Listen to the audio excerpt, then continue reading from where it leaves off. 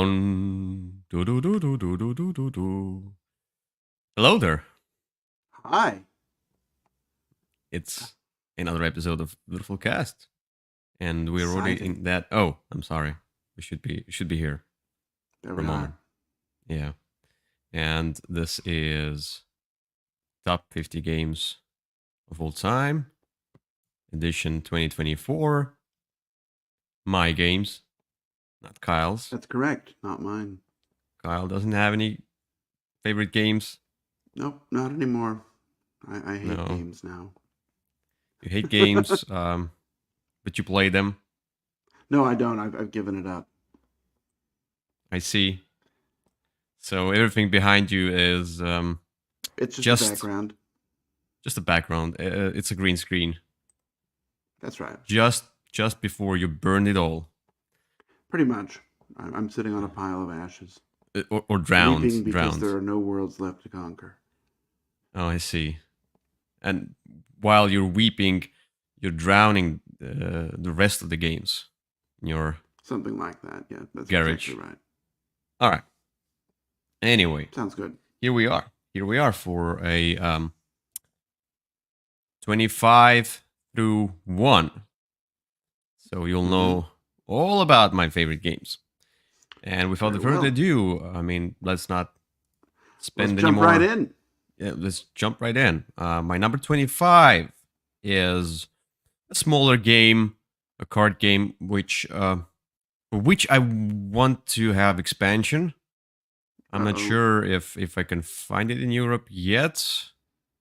I hope so. I didn't really look into it recently, but yeah, this is a perfect game for not only for gamers. I mean, it's a good game for gamers, but I also realized that I can teach it to casual gamers or non-gamers, and they'll basically understand it. It's not hard, and it's Furnace. Ah.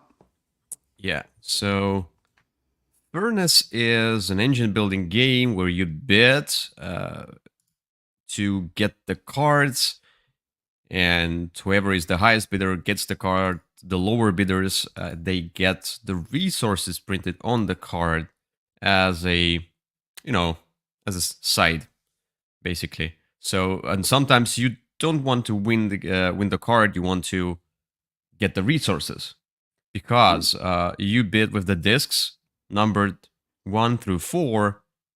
The higher disc, the bigger reward. So if you're the highest, you get the card. If you're, let's say, I bid 4, you bid 3 there, I get the card, but you get the resources printed times 3 based on the disc. And then you are just placing them in a, uh, as like an engine, in a like a row, Mm-hmm. and then you're activating those cards. Now you activate cards from left to right, and there are rules where basically you can play. Standard rules are that you can place, you can rearrange card. No, that you can. Yeah, sorry, that you can activate them in any order, whatever. You don't have to activate them from left to right, and it doesn't matter where you place them. But I like to play the advanced version, which is basically, I would say, the only good version, because activating them in any order is just lazy. But with that advanced rules, you have to put those cards down. You have to activate them from left to right, and when you place them down, you cannot move them anymore. So you can like slide cards in between the other cards when you win new cards, but like you have to keep the order now from now on, and that makes the game crunchier. It doesn't add rules. It's just now you think about what cards you get, where do you place them in your engine, so you can activate this thing, get the resources from that thing, now use it on the next card to get resources, to get eventually money. Money is points. Whoever has the most money points is the winner of the game. So it's not about just having a lot of cards. It's about getting those cards to work for you the best way possible, and then getting money. And then you have special abilities. And Interbellum expansion adds a few other things. which I want to try. I don't know much about it. I haven't tried it yet. Very well. Yeah, I Number enjoy 25. Furnace. I have its expansion. It's an all right expansion. Not critical, but also it adds some new things to toy with. Yeah, that's basically what I usually want to kind of some extra that I can leave out if I play with new players or add it if I play with seasoned players. But the solo is one thing that it adds, and it's a pretty mediocre solo game. Let's see. Yeah, I don't play solo, so anyway. All right. Then we go to number 24. Number 24 is the game that I think we played on the cruise together for the first time, and we both really enjoyed the game. And then I showed the game to, not the same cruise. I think the next cruise I showed the game. It was the last time I think to Sam Healy. He was on the cruise with his wife and children, and he really enjoyed it. And then he picked up the copy. That's really cool. So you spread the love, and even played it live on his channel. That's First Rat, number 24.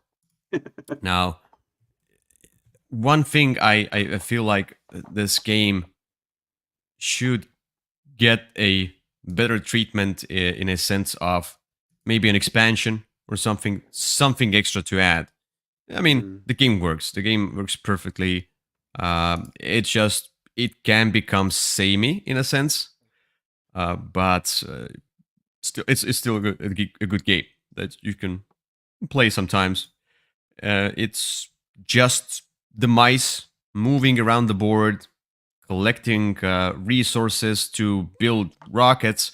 But basically, you have these objectives where you, if you build this part of a rocket, you have to spend these resources, and then you can put your token down into the highest point value. And then you have other things where you can earn points. Basically, you're trying to get the objectives done, spend 10 cheese or be the first rat to get to the moon, to the last place. Then you place your rat there.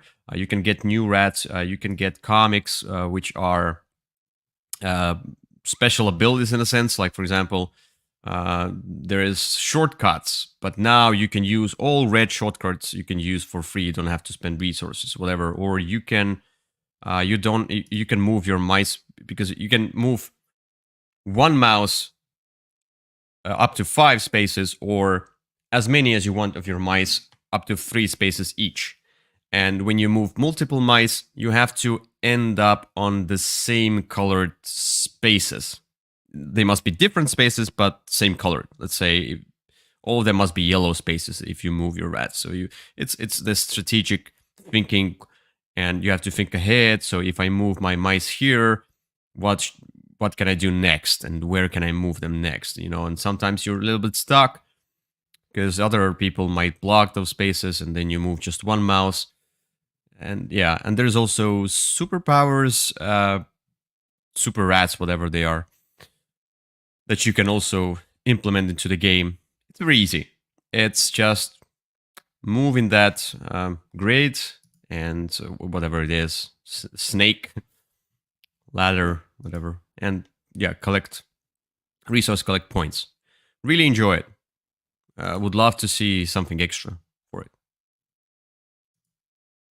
Yeah, I like this game a lot. This is one that was really a pleasant surprise for me 2 years ago when I first discovered it. So it's one I've shared a lot of as well, because it just works with lots of people. And I think you ordered the copy, and I ordered a copy right away, and it just this one insta buy. Play. All right, 2 easy games. Now let's go to. I wouldn't say rules-wise it's an easy game. My next game, number 23, but it's, I would say, a crunchy game by using your brain too much, and kind of the brain starts melting in this game, and that's Chronicles of Crime. Okay. Chronicles of Crime. Chronicles of Crime is yeah. How did why does Keep it going. do Keep that? going down. There you go. Whatever. So it has several implementations. There is noir. There is some of them are expansions. Some of them are individual boxes, like 1400s and 2400s, like the future and the medieval times, and noir, whatever, 1900s. And this game is all about deducing the killer or the thief or whatever. It's a crime investigation game, and you do that through the QR codes. And there's also that virtual reality kind of a thing. When you look into those glasses, you put them on your phone, you look through those glasses, there is like a crime scene. You can look in kind of a 360 motion. Really cool addition. But basically, it's all about using your phone to scan stuff.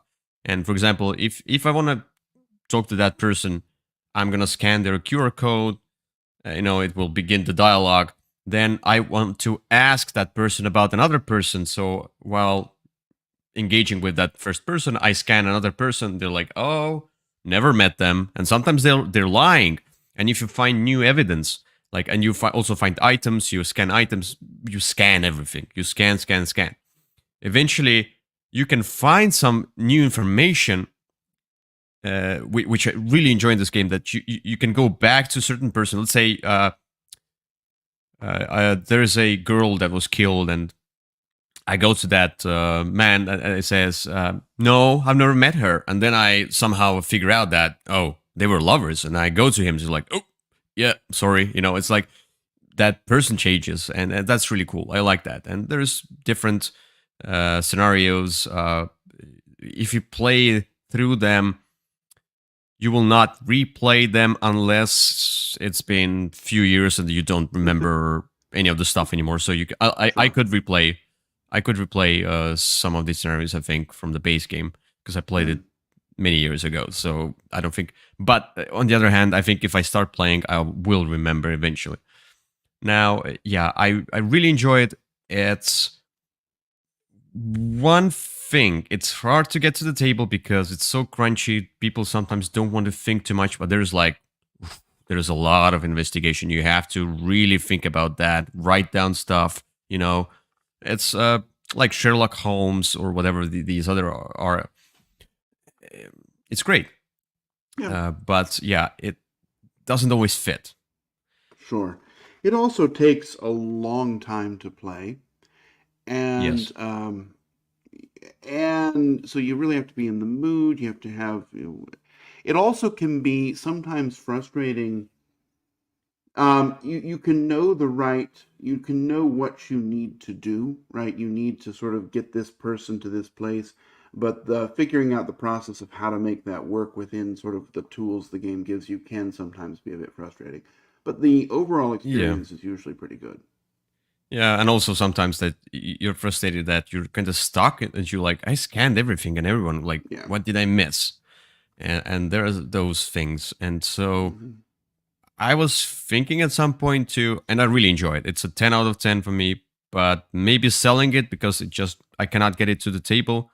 And Oh, there are games that kind of, so there's Destinies that doesn't replace it really, but kind of almost replaces it. I mean, in a sense that it's also scanning and it's from the same company. But there's also the Dark Quartet, the Dark Quartet, whatever, coming Quarter, I out. believe.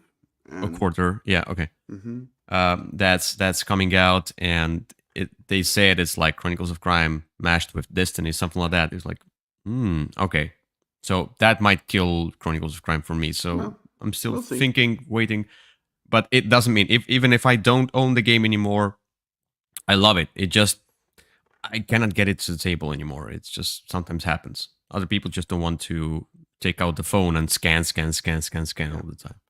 That's Okay. all right. Let's get to number 22. My number Let's go. 22 is another game that is a story game. Not a story game. Okay, it's an adventure game that has story elements, and it's based on the franchise, a popular one that is being butchered by some people in the let's say in the cinema, or not cinema, like in that industry. Netflix is butchering the show. But this game is called Witcher: The Old World, or The Witcher Old World. I'm sorry, number 22. So, as you can see, I really enjoyed the game. There's another Witcher game, I think, from, I don't know, from the same company, probably coming out, that has the actual heroes like Geralt and Dandelion, etc. So your usual people. Here it's the old world. You're just some random Witchers, and you're going around the board, finding monsters and reading story cards. Getting missions done. It's basic in a sense. And what I like about this one, that's basically what I like. It's basic. It doesn't overwhelm me with rules. It has quite a few rules. Now you can add different. Yes, but if you start playing, it's like you go here and then you get a potion. That's it. It's like it's not hard to understand how to play it.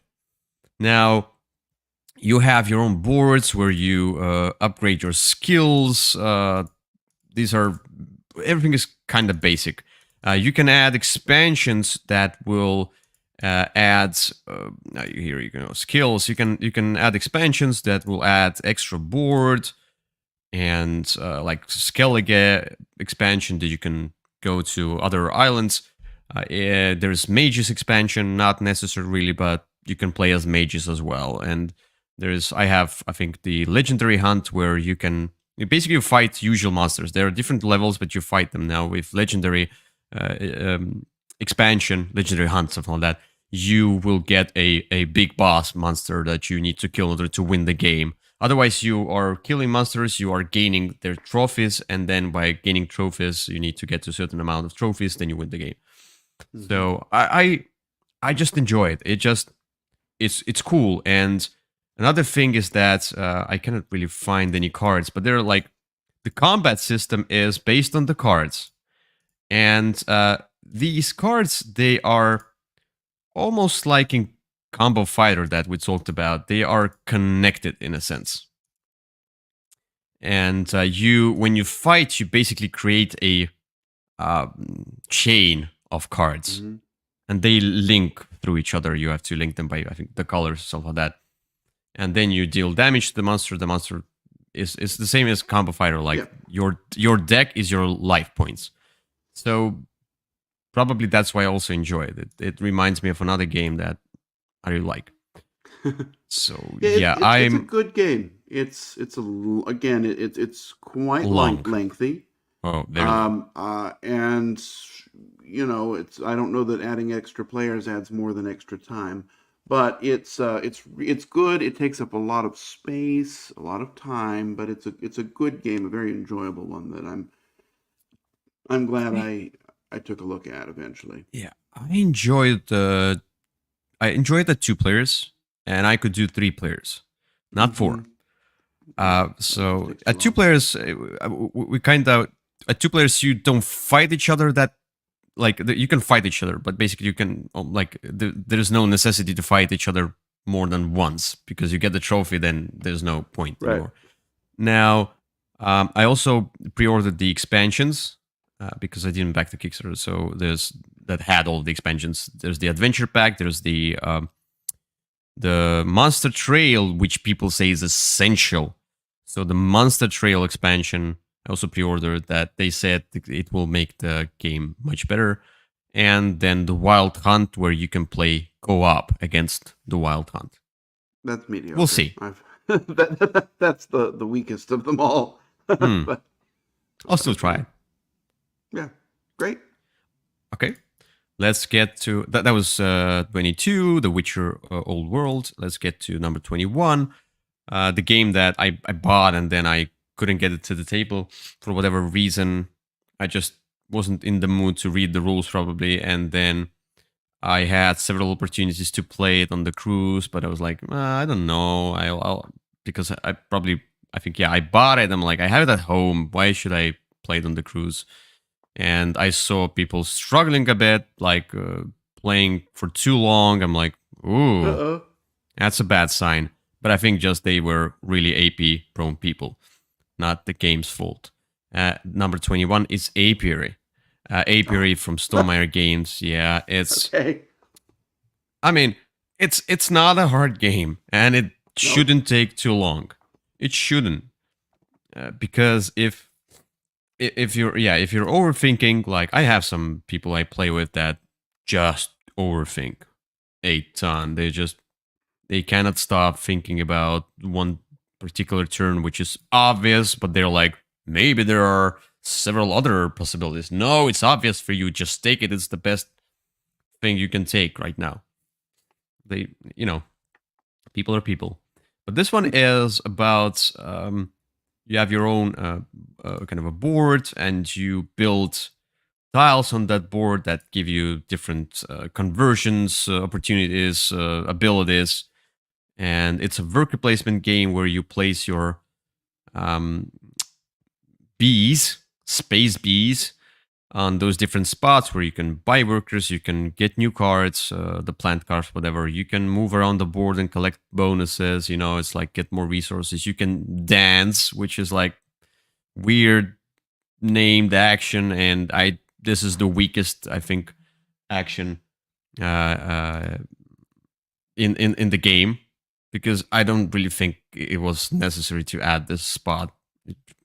I didn't care about it too much.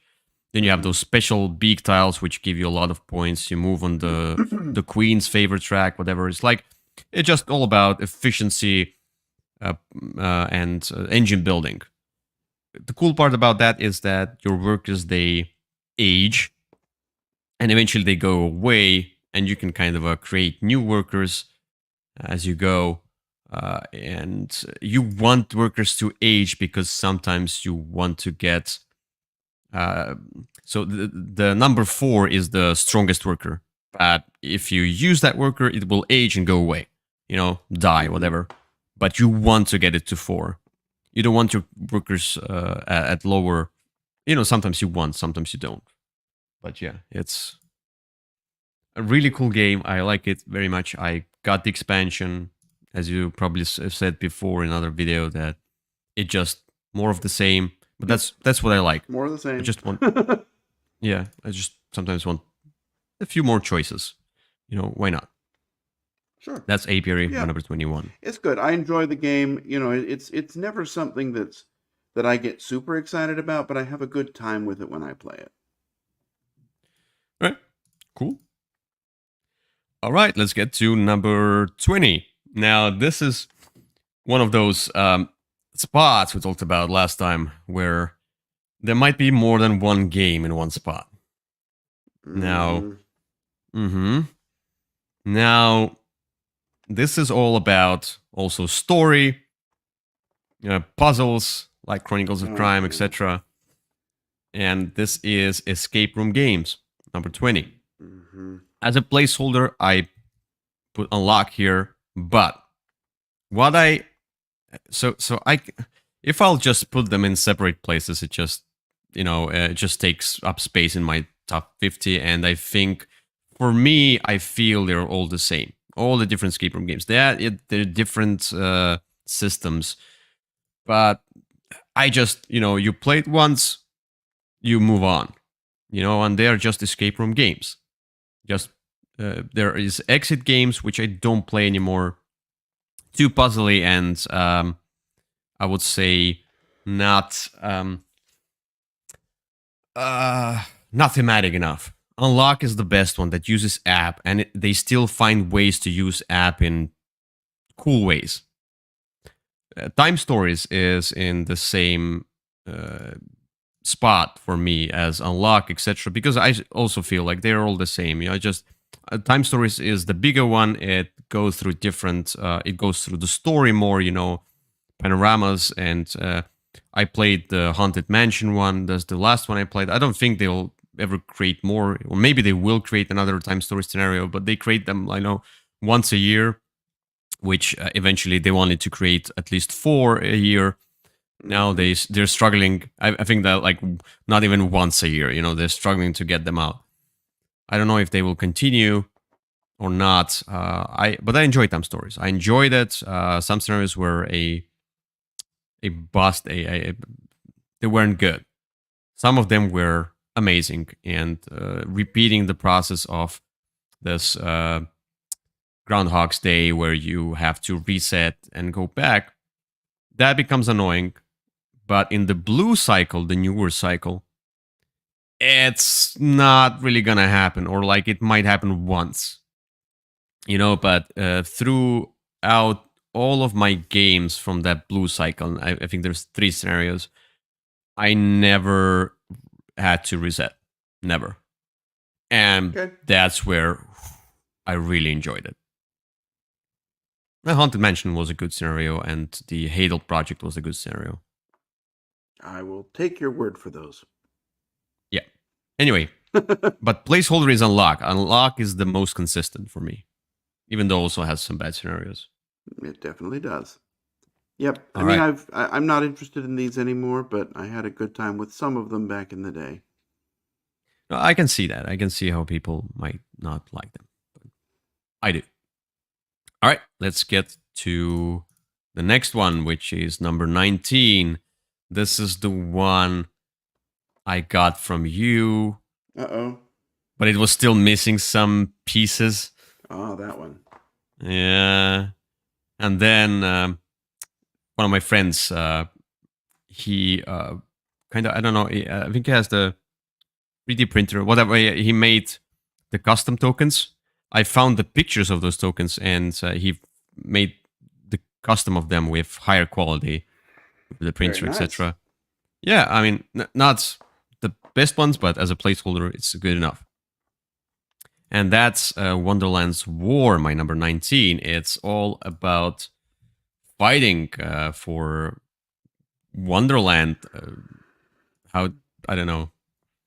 Yeah. What's the theme? You fight. Basically, there's really not much, but yeah, you're having a fight. There you go, and pulling. You're things having out a of bags. fight. Yeah, you're trying to get the points by controlling the different different territories, and you fight by pulling out chips from the bag.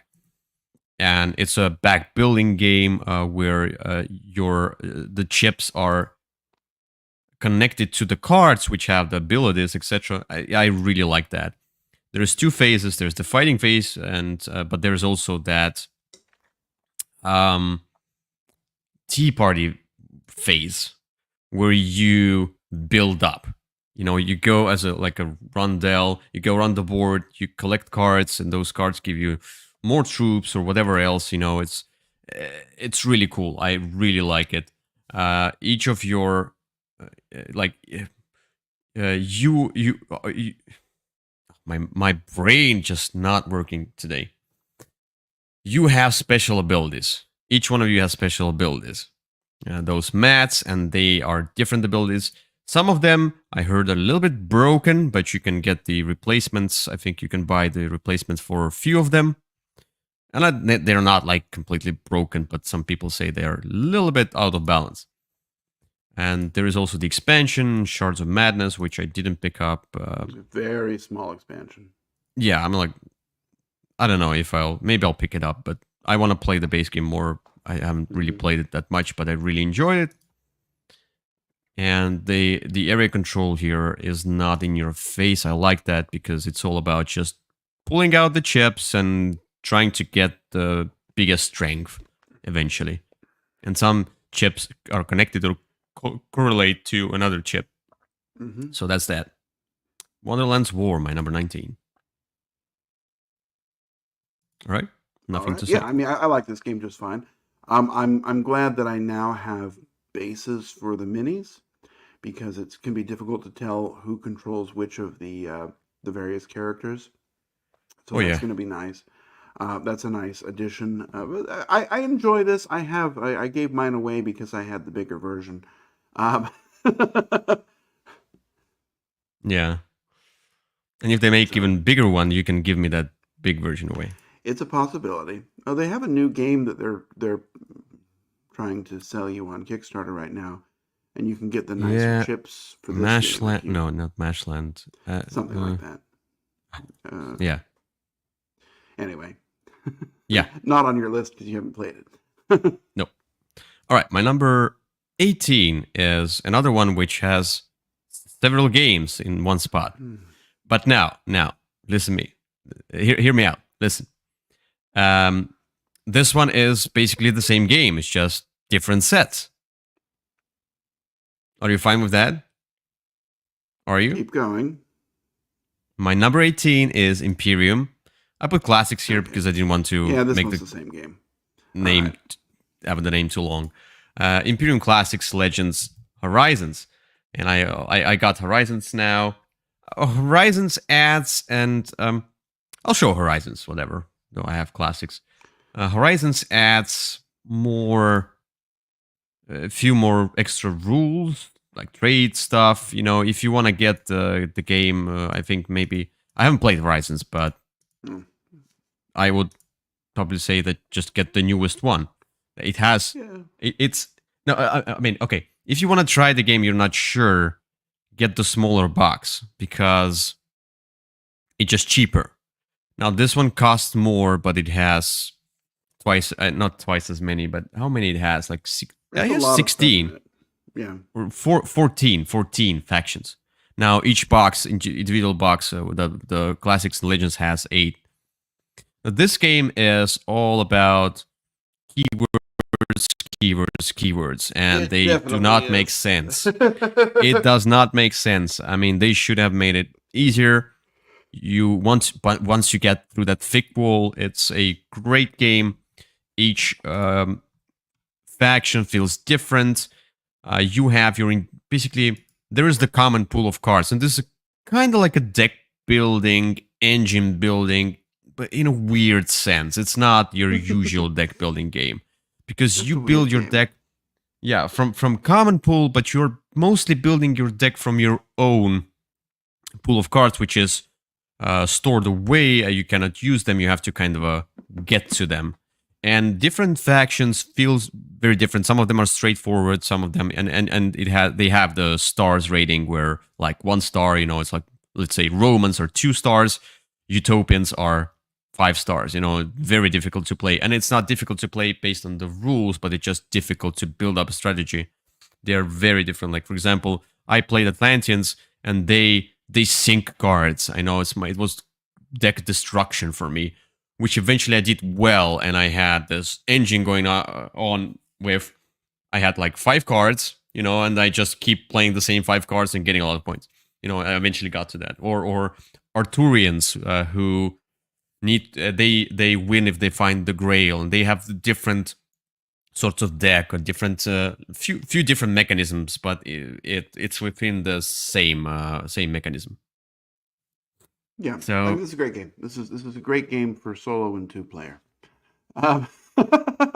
Yeah, and I got the insert from Folded Space. Oh, good.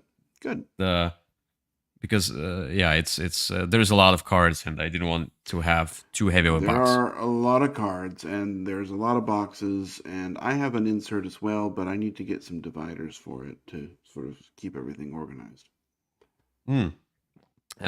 This one is a simple insert, but it came with very floppy, cheap, but dividers. Yeah. And that you can definitely see which factions are which. All right. Number 20. Number 18. Imperium Classics, Legends, Horizons. Very well. Number 17. The game that gets to the table a lot. Yet again, with different people, because it just works with everyone. It's sometimes there's some stuff that is a little bit tricky, especially one of the editions where I would say some other people say that it's a better version of the game, but I would say no. The best version of the game is the very first one, and that's Horrified. Yeah, and there's Horrified, there's Horrified. Horrified American Monsters. People love American Monsters more, I think, or not. I don't know. I don't think so. I think it's definitely so. American Monsters and Original are the best two. The next two both take a significant step down in quality. I played the Greek monsters once, the Mm-hmm. World of Monsters, which I think you can mix and match somehow. It's like it's the Oh, one that oh, you. you can mix and match it if you want to do all kinds of mental gymnastics. It is not. I mean, it feels like something It's a not good. fan put onto Board Game Geek to combine them. It requires so much bending over backwards. You should never do Okay, okay, but I mean, I it. enjoyed this, and I have American Monsters, and I have Horrified. I'll maybe buy like I wanted to buy Greek Monsters. You Now can. it costs 65 euros in Europe. Oh, jeez. I mean, it's a $30 game. Okay, 35. Yeah, I mean, I can go to Target it's and get it for 35 or well, you 40. I don't can't know in taxes. Estonia. Um, Yeah, that's the problem. Like, I'm not paying 65 euros for this small game, no, but it's it's not worth that much. anyway. This is an easy game where you have monsters and they have like mini puzzles, and you walk around the board and try to avoid monsters and collect those different items. They have numbers, they have colors, they have names, but doesn't really matter. Yeah. And you play your turn. You know you have your planchette where with your character, and sometimes you have special abilities. Sometimes you just have more actions, and yeah, it's a very easy to teach to learn co-op game. You're trying to defeat those monsters based on their missions or mini puzzles, and some of them are cool. Some of them are, not so cool. Like I said, the base monsters were like you have to make Frankenstein and his wife or whatever bride meet each other and you love each other, become humans, etc. Or Mummy, where you need to puzzle out those tokens or whatever. The Wolfman, they're cool. The American monsters are the biggest problem. There is that some monsters are weird in a sense of you can interpret rules in various ways, and there's like no answer. Yeah, and it gets progressively worse the more sets away from the original you go. Yeah. All right. That's number 17, Horrified. It's good, but I would stick with the base. With the base. Yep. Yeah, the base. Yeah, definitely. Just get that Just one. just get that one. That's the easiest one to get into. Until something comes out that lets you organize or somehow combine them for real. And don't buy that World of Monsters thinking you can easily mix it with Greek monsters. You won't be able to. Okay. You got it. I'm happy with the two sets I have anyway. All right. Let's get to number 16. My number 16 is another. So this one, I would also say it's two games in a sense. Like it's one game because this one replaces that another one. But I just want to say that if you can buy whichever you want, whichever is more up to your alley, and I'll explain it in a second. My number 16 is Freelancers, the Crossroads game. And there's also that Forgotten Waters. And Freelancers is a Forgotten Waters, but few extra rules. It's fantasy and it's a bit different, but the core is there. Yeah. The Crossroads game is it's not like Dead of Winter. They went in another road. No. They mixed their other games, which I don't remember, with the flip book. They have several games with the flip book. Fabulous Creature, Fables, whatever, Stuffed Fables, etc. So all of these. Stuffed Fables. Mm-hmm. Yeah. And the one way to go into the emotions. Yeah. Comanauts. All of that. Comanauts. Whatever. Yeah. Comanauts.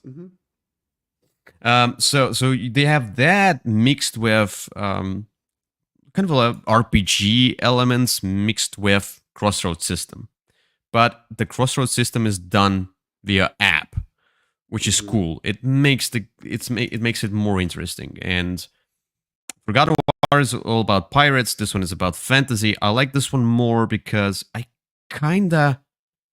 it's definitely more RPG. It has few extra rules. It kind of feels even more of a game.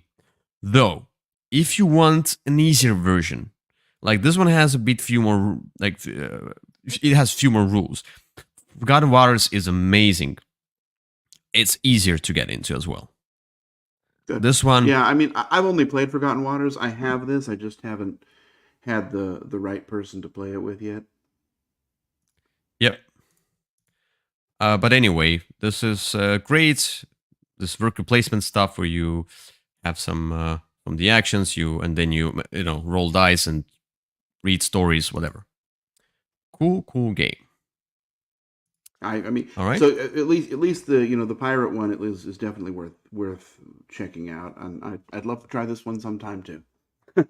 Oh yeah. And so there's also that third one, which is about the space. The space one, which is coming out in November. Yeah. All right, my number 15 is this one. I would also say it's several games in one. No, I mean, like, I like Freelancers more than Forgotten Waters. That was my one pick. I mean, spiritually there was Forgotten Waters as well that I would recommend instead of that one. Now here, this number 15 is what? Number 15 is a game which is a system now. And you can pick whichever you want, whichever version you want. Some people prefer one, some people another, etc. Number 15 is Clank. And you can go Clank base game. You can go, or with expansions. Clank in Space, I don't know. You can go, you can go Clank Legacy. That's true. Which I really enjoy. Or Clank Legacy 2.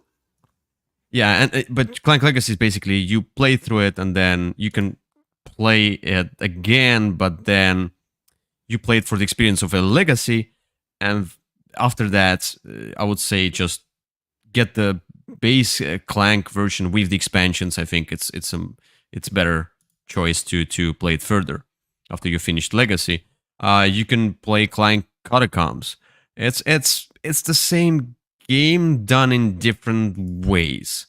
Yes, so that's why I'm kind of placing different Clank games into one thing. And it's a deck building game with dungeon crawl where you use your cards, move around the board, and then trying to get the most points, trying to get down here to valuable treasures and eventually get out, because there is a dragon and the dragon will eat you.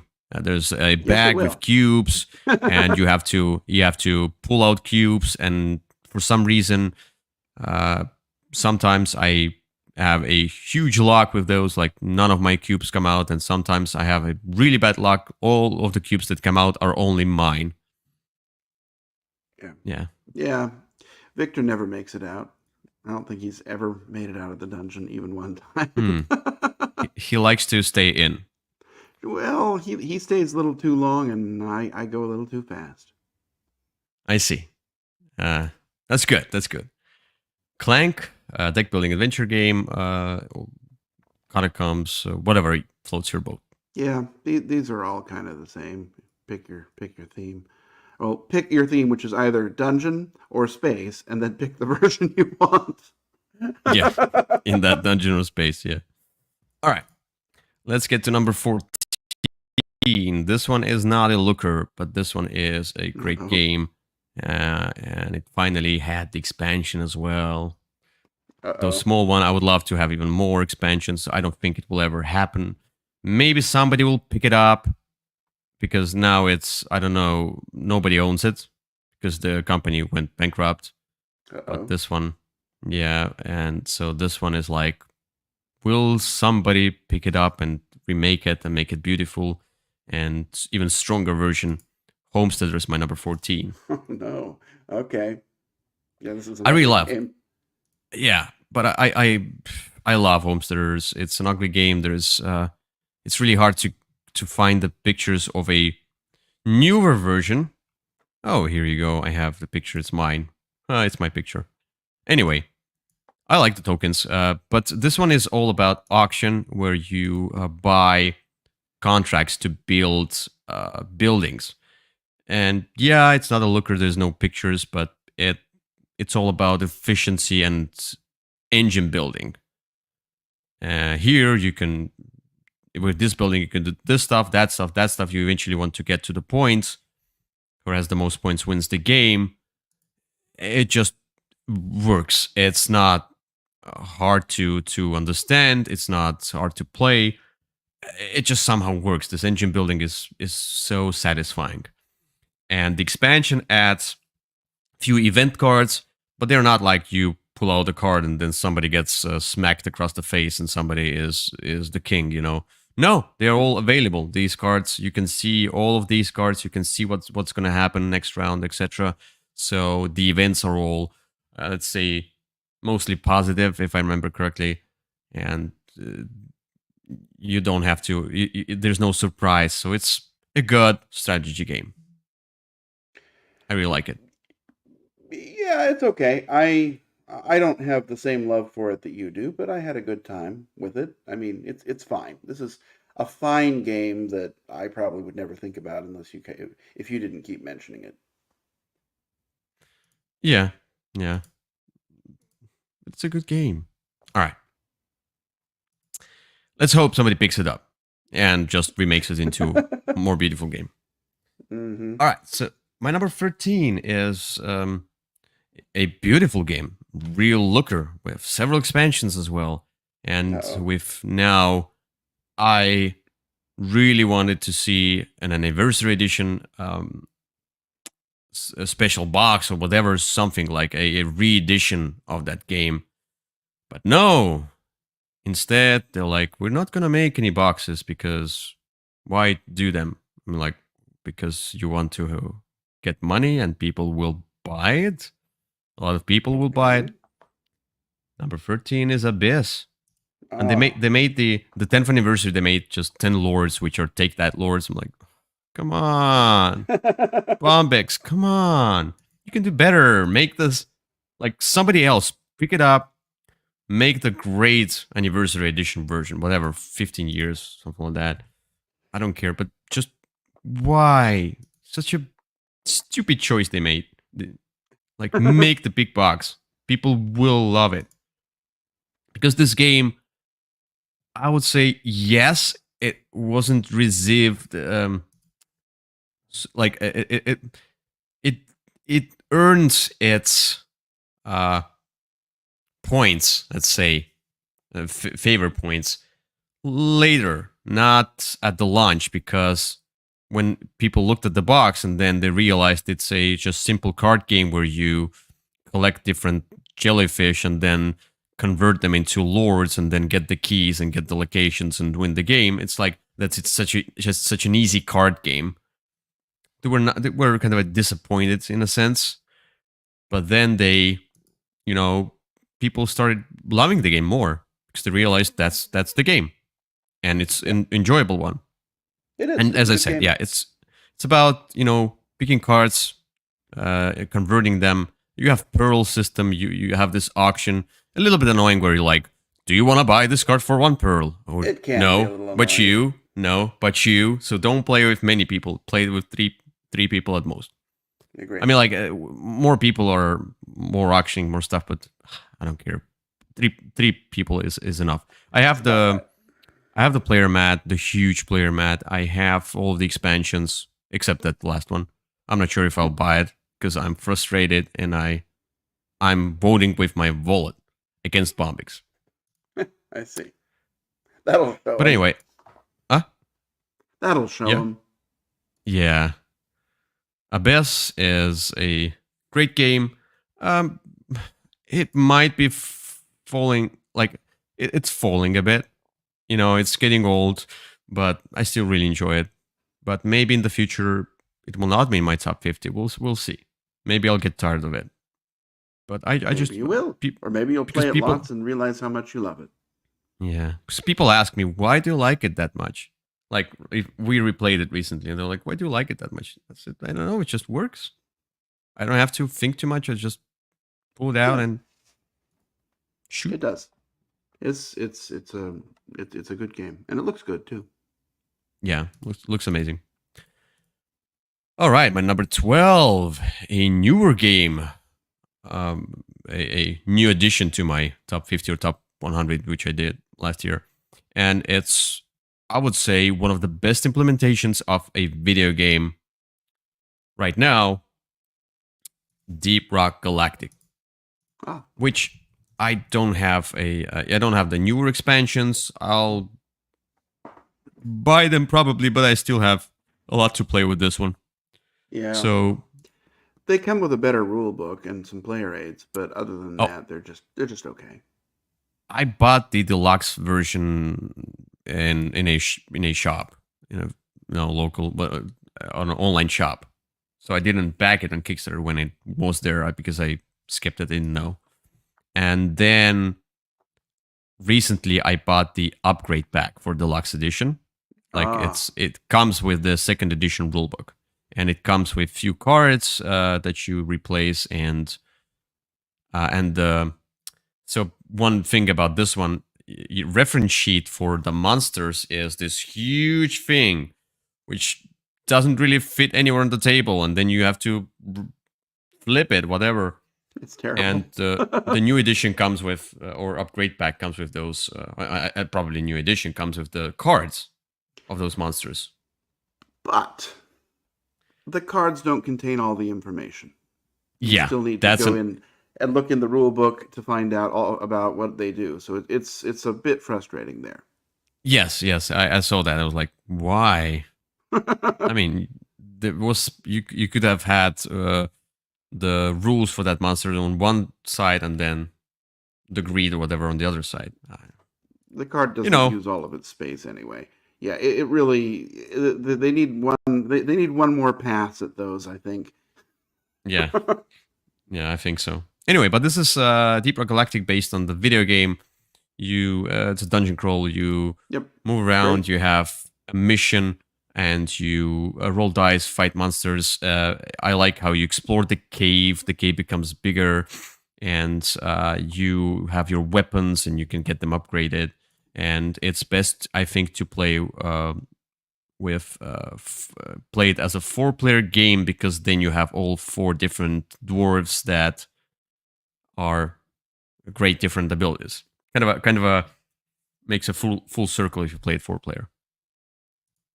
All right. I mean, I think this game's great. This was one that I discovered last year at the Dice Tower Cruise, and it makes me want to try the video game someday. Oh, I love video game. I played it many hours.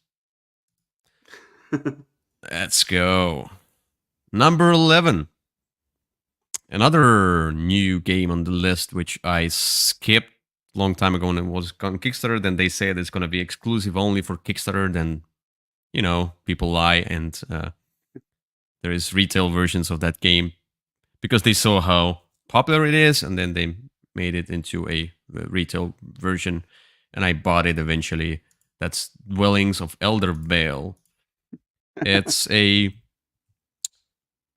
weird, in a sense, worker placement game, because you put your workers not into like spots where it just says what you do. It's like the map, they are spots, but it's not area controls, but something like that. You put your workers out. There's monsters that mostly you can fight, but they mostly kill you if you're not prepared.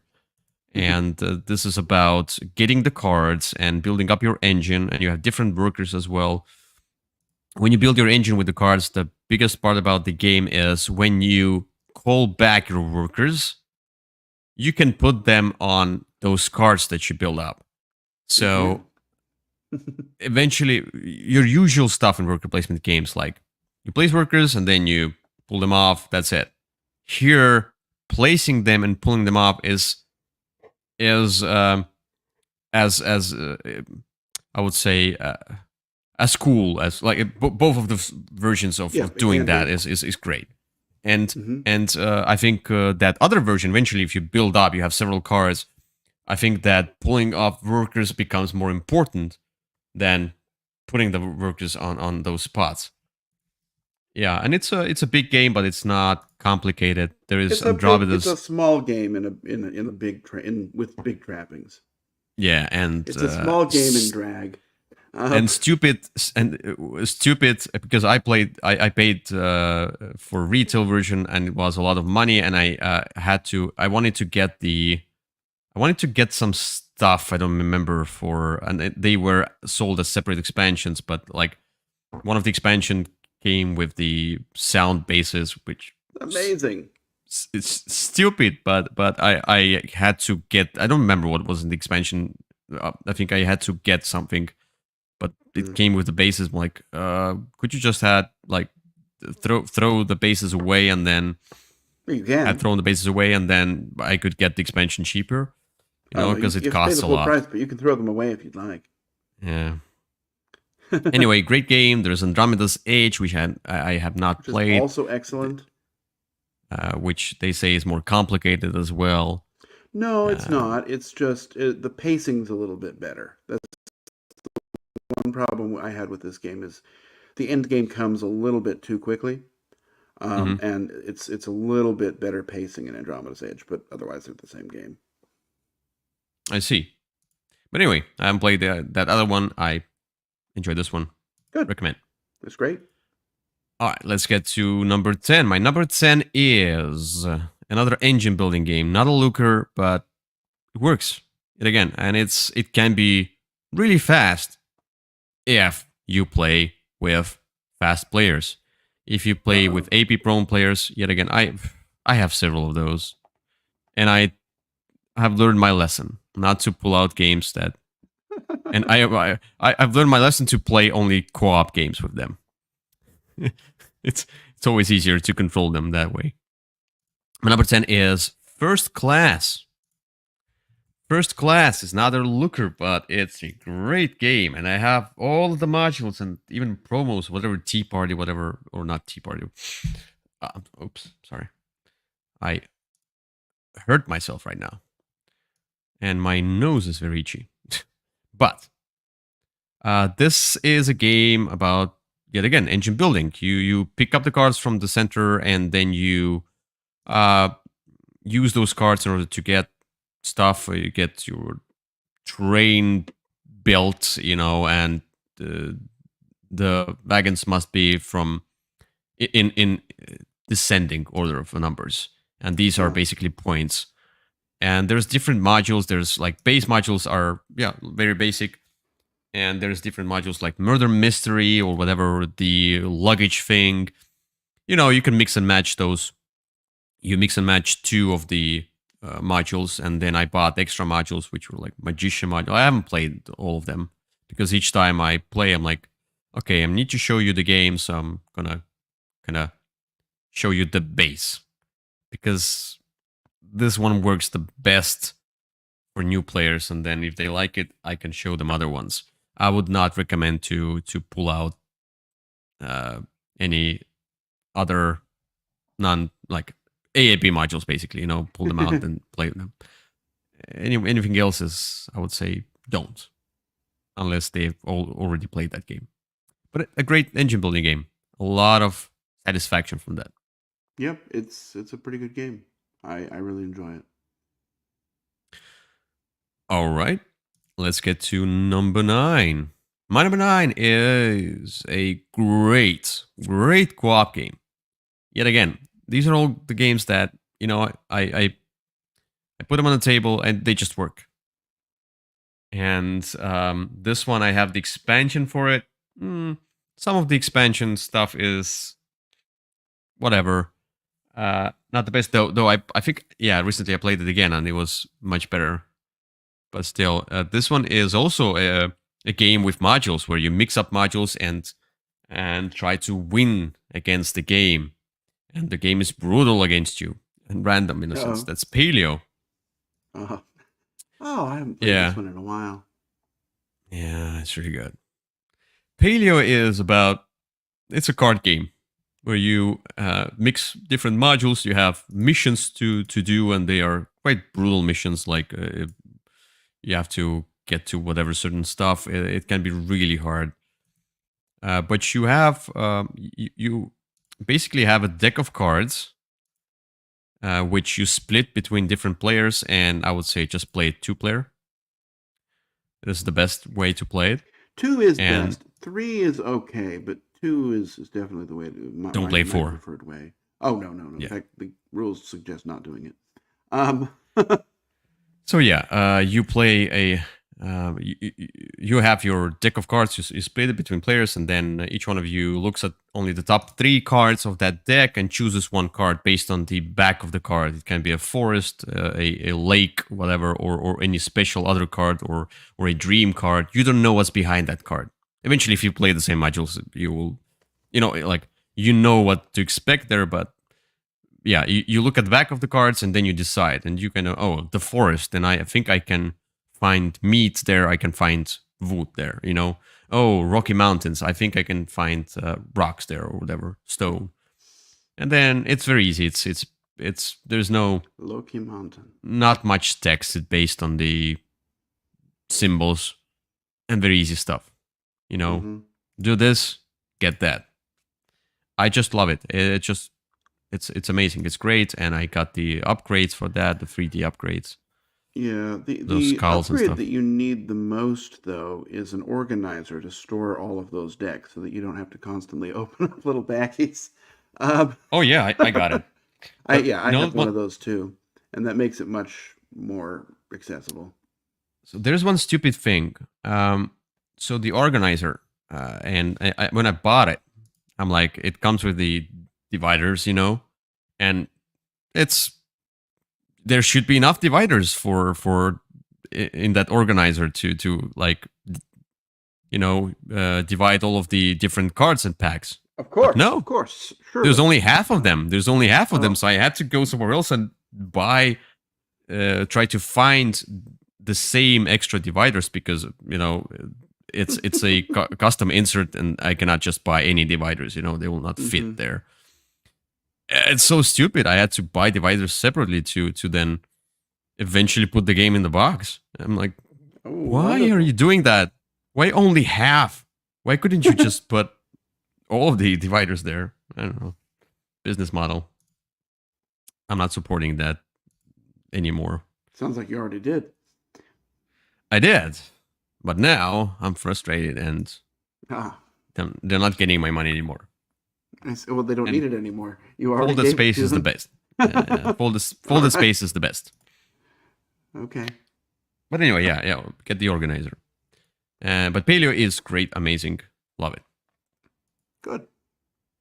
I love Paleo. I mean, I was preaching the Paleo gospel back when you weren't interested in it, so it's definitely one I love. Mm-hmm. Definitely, and the expansion is nice. Just more stuff. Yeah. But the farm. I agree. All right, let's get to number 8. My number 8 is an engine building game with worker placement, and it's a heavier game from Vladimir Suchi. And my nose is very itchy. I don't know why. It's very itching you. Yeah, itchy. Underwater City is my number 8. With the expansion, because it adds new stuff. It makes the beginning of the game faster. It does. Get the expansion. Mm-hmm. Another thing in the expansion is, amazingly, the normal good player boards with like dual layered ones with holes in them that you can store stuff, and it will not all fly away, because there's a lot of stuff you put on your board when you build a city, and now you kind of can be sure it doesn't slide away. And this is a worker placement game where, I'm sorry, didn't show you. This is a worker placement game where you use those different spots, you get the cards. When you place your worker, whatever this disc is, you also play a card. If you play a card of the same color as the worker's spot, you get to activate that card as well. Get the bonus. And yeah, it's tableau building with the worker placement then. You collect different resources, build up your city, and trying to get the most points. It's great. Getting those tunnels done. There's a little bit of that complexity of the rules with the tunnels, how it's written. It's not the best rule book. It's not, and the components aren't that great either. But the game's pretty good. Yeah, but the game's pretty good. I really enjoy it, and maybe someday. And one other thing, small problem that the expansion boards have. They do not fit in the box. I mean, they Nothing fits in the box. It's a very tiny box. it's a tiny box. They should have made it a bigger box. Plus, I have the insert from Folded Space, and it definitely doesn't fit. So I have to have 2 boxes. Maybe you don't see. I think you like it enough that you get to keep it Yeah. as 2 boxes. you can see behind me. There's like 2 boxes. Yeah, When one of them you is for come here, player boards. I'll show you my insert that does fit everything, but it is a miracle of engineering. I see. All right, let's get to. I did throw away the original player boards, though. That was the catch. Oh yeah, true. I don't care about them. Yeah. My number 7 is a game that will have a new edition next year, not this year. Sadly, Ooh. it's getting late. It's getting here late. What I wanted to say, but I still really enjoy the game, and I think the new edition will skyrocket this game back into my, I don't know, top 3 at least. And that's Cyclades or Cyclades, whatever you want to name it. And don't listen to others. Titans is not such a great expansion. Everybody says, "Oh, Titans." I don't care. Titans makes the game all about fighting and area control. This is not that. The game is all about the threat you have. Yeah, I understand it's frustrating that you cannot always move, etc. But anyway, you beat on the gods. Gods give you different opportunities and abilities and whatever. You pay everything with coins. For everything with coins, you can hire monsters, but monsters don't stay with you. Play with the Hades expansion. Now, Hades is another god. You can skip that module.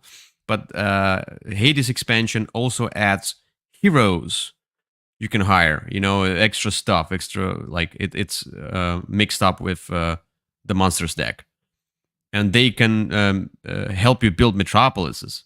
And whenever you build 2 metropolises, you win the game, and nobody by the end of the round, nobody takes it away from you. And it gives you priestesses, which you can use to keep the monsters for one more turn, or you can also pay heroes to keep them for longer. They also have to be paid in order to stay with you. You get a cool mechanism.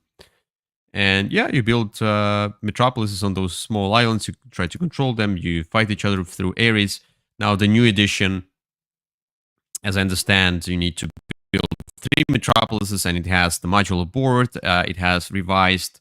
Now you can, like, one thing that I agree with is that you could move easier, and I think every god in the new edition gives you possibility for movement plus all the other stuff. I don't know. We'll see, but I'm very curious about the new edition, and I'm sure it's going to be. It's kind of a blend of all of the expansions. Yeah. It's going to be amazing. I'm sure of that because it has those heroes. I'm hoping it will be fantastic. Yeah. Me too. All right. My number 6 is... This is another spot where I would say it can be 2 games here. I put just 1, but it's like based on the moods and if I want to play with the expansions or I want to play just the base game. It's that. But I would put both games in the same spot. They're not the same, but kind of the same. So number 6 is Wingspan. And another game I would put here is Wormspan, which is Wingspan basically, just with few extras, but it's Wingspan. So Wormspan as a base game is better than Wingspan as a base game, but Wingspan has a lot of expansions. And so based on your mood, you either play Wingspan with the expansions or you play Wormspan if you want to play the base game. That's it. Both for me are the same. That's kind of how I'm doing it, because I don't want to unmix my expanded copy. Yeah. So this is a game about engine building. You get those birds. You place them, then you can activate it from right to left. They have some abilities, etc.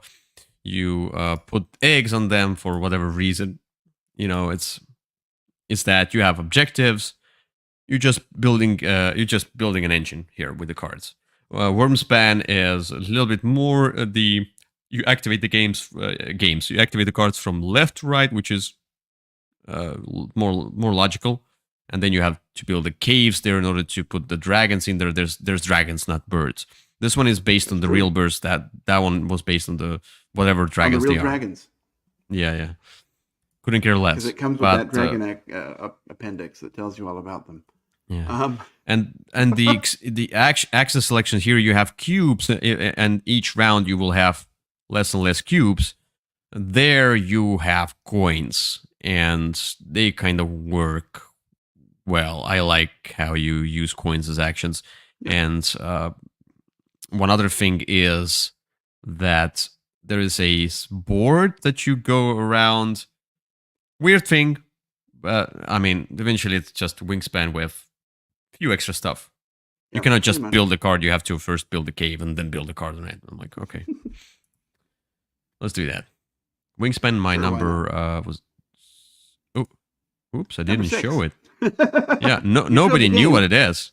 So people who watch us without the sound didn't know what's the game about. Like, what's the game? I mean, they couldn't see it from the picture here. Yeah, but if you watch us without the sound, why? Okay. Let's go to number 5. My number 5 is a worker placement game with area control. It's amazing. It's a huge box. It's not a looker, but it just works. It's one of those early games that implemented different workers strategy, where workers do different stuff based on who they are.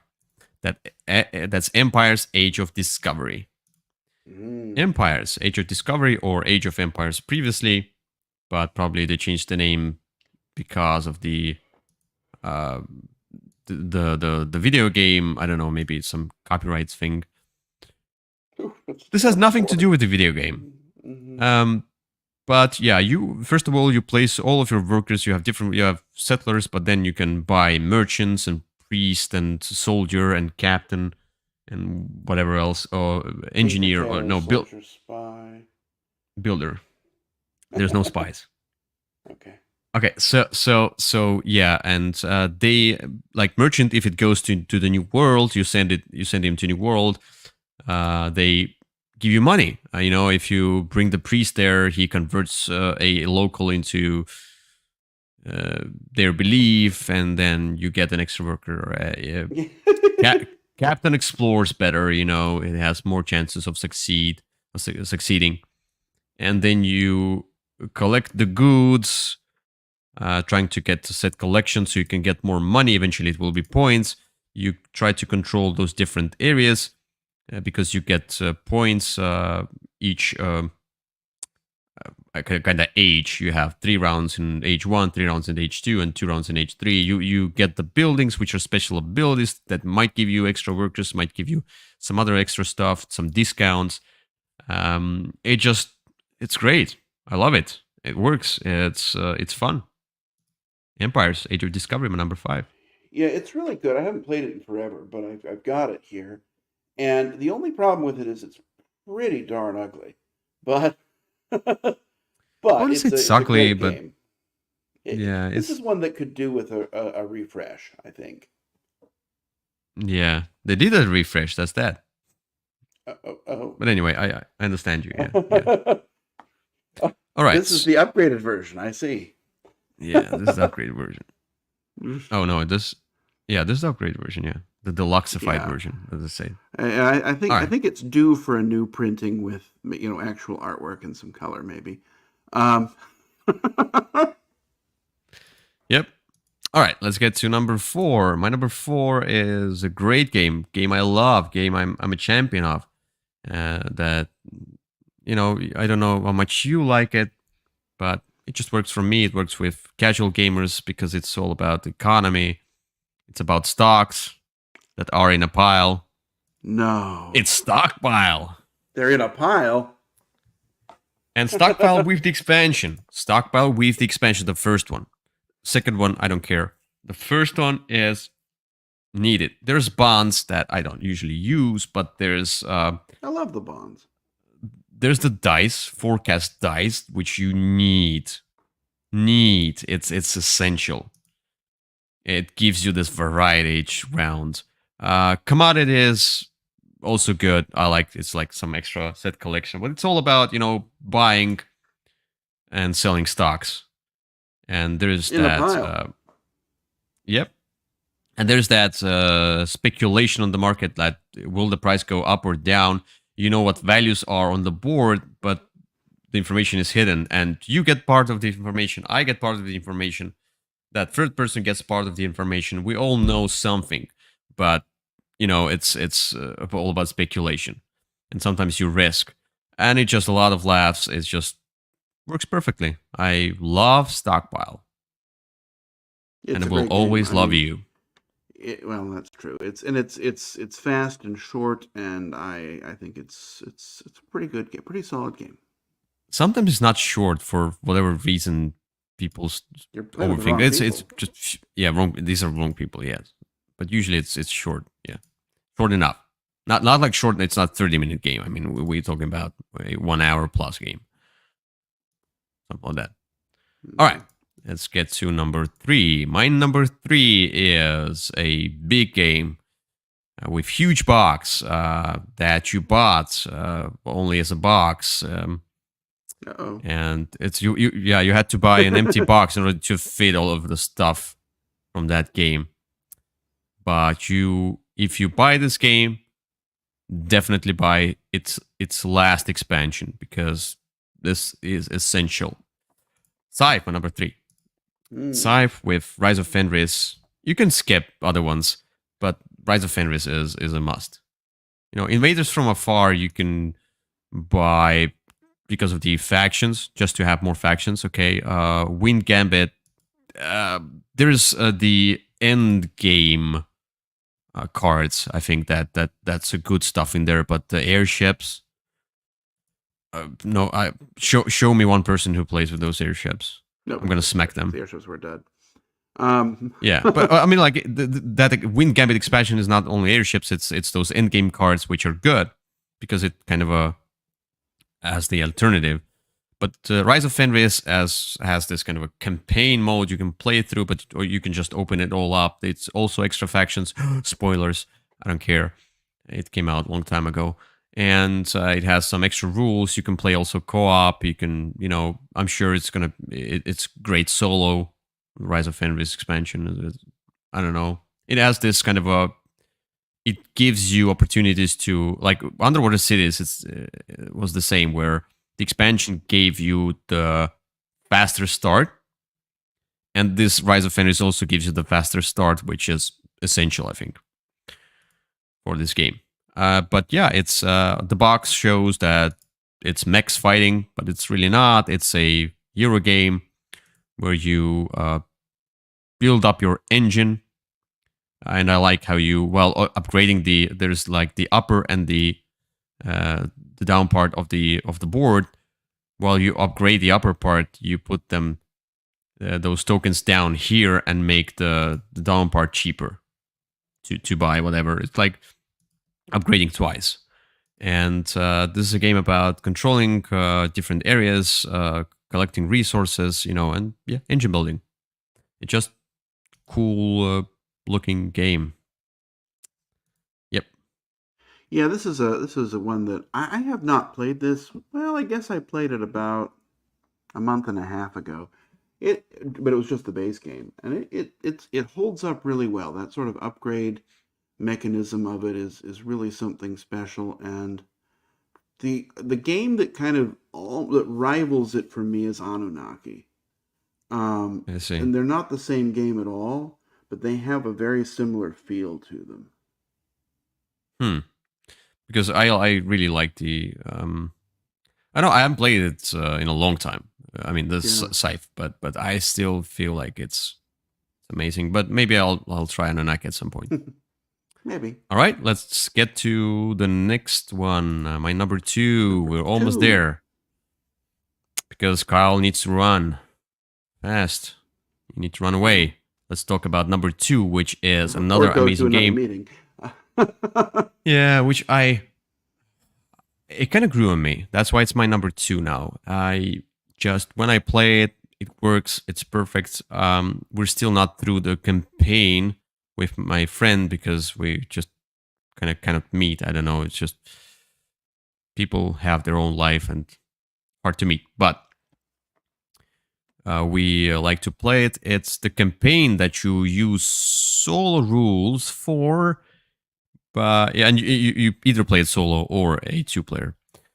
And that's Last Ruins of Arnak, and the campaign is the latest expansion, the whatever expansion it is. I don't remember the name. And I don't know, it's just the Missing Expedition. That's what it is. It's terrible. The names of these things aren't great, but yeah, it's a fun campaign. So the base game is great. It's worker placement with engine building, deck building. It's a light deck building, but the cards are essential part of that. You go up the tracks. It's all about you discover new spots. It's all about efficiency, using those different symbols. As using these resources to move up there to get that. It's like there is some theme, but it's not. It's about efficiency and not the theme. Now, the first expansion adds special abilities. Now each one of you becomes a specialist of some sort, and then you have advantages, disadvantages, whatever. And then the next expansion also adds a few more leaders and creates this solo or 2-player campaign for you that we go through, which creates the different challenges throughout the campaign and that you need to solve, and it's really cool. I really like it. But Last Ruins of Arnak, it just works. It's just so fun trying to combine and get this chain reaction going. Like get the last drop of juice out of every one of your cards and workers, whatever. Yeah, just squeeze it. Yeah, it's good. I mean, I like this without that expansion, but it's really good with it too. I had a great solo experience with that. Yeah. All right. So we get to my number one. Now, no surprise. Still my number one. Still a great game. Creates a lot of stories. It's just so fun. Even if mostly we will lose. I played only as a co-op variant because I like it. I mean, like I could play the standard version, but it's Nemesis, my number one. The standard version of that game is that you have hidden agenda, a little bit like in Dead of Winter, but it's done better here. It's game about aliens, and you're on a ship, and you trying to fight the aliens off and get the objectives done. And if you play the standard version, as I said, everybody has a secret agenda, and the secret agenda might be that I want the player 3 not to survive, or I want to get the alien egg and get into the escape pod and escape to Earth, and that third person wants to destroy the ship because they think that we shouldn't go back to Earth with the aliens on board. It will destroy the humanity. Let's destroy the ship instead. I'm okay with that, but once somebody gets out of the game early, it sucks. When they lose really fast. Now, that's why I like co-op, and I like it as a 2 or 3-player game co-op, because in co-op version you can revive your teammates. If you find the surgery room, you can just pick up their body, go there, and they are revived. And then you can play again. And most likely will lose. You make a lot of noise. Aliens come, they kill you, they smack in your face. But this game creates stories. It has created many stories for me where each time I talk about the game, like, oh, there was that thing. It creates the movie in your head. So Nemesis number one. Yeah, I mean, this is a fun game. I enjoy it. It's a game I never want to teach. It's a game I don't want to set up. It's a big sloppy game, right? Yeah. It's a game where sometimes something happens and you're like, but then a portal to another universe opened where that didn't happen, and because I don't want to put the game away after having spent an hour setting it up. But it's fun. I like the game. It's just not one I play very often. there's other versions, and there's the newest version, which wasn't game found. It's gonna come out at some point. I didn't back it, but I'll see what the reviews are. But it seems like maybe that newest version will be the one that will replace Nemesis for me. I mean, like it will also be Nemesis. It seems like the newest version kind of takes you back to that initial Nemesis and just makes it better. We'll see. We'll see eventually. Back to that initial Nemesis. Yeah. But I really enjoy the game. Good. And yeah, that's it. There you go. That's you made it through. I made it through. I made it a little bit faster. And you made it through. I don't know that was fast, but I mean, 1.5 hours. It's not even less than 1.5 hours. 1:25. Very well. We had to. We made it anyway. Well, good. I'm glad you got that off your chest. Yeah, finally. Anyway, folks, thank you for watching, and we'll see you in another video soon. You'll see Kyle on Wednesday, and you'll see maybe this show in 2 weeks or something like that. That sounds like fun. I don't yet know. Maybe next week we'll see, because I might be busy 2 weeks. Okay. In the future. Bye. Yay.